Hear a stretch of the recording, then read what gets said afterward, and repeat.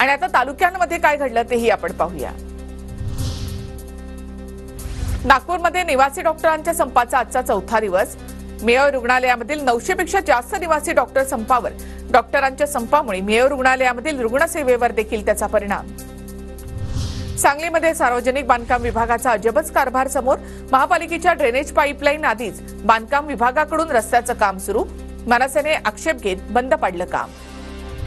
सांगलीमध्ये लाडक्या बहिणीकडून मुख्यमंत्र्यांना सोन्याचं मंगळसूत्र राखीच्या स्वरूपात भेट।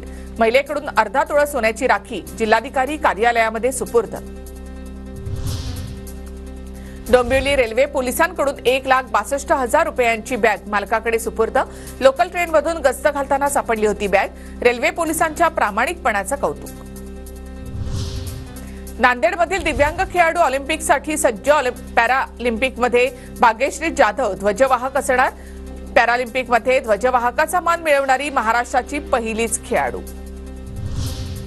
सोलापूरच्या करमाळ्यामधील केमध्ये स्वराज्य मतदानी खेळ संस्थेतर्फे शिवकालीन शस्त्रांचं प्रदर्शन। प्रदर्शनामध्ये शिवकालीन शस्त्र, शिवकालीन नाणी आणि ब्रिटिशकालीन नाणी ठेवण्यात आली आहेत।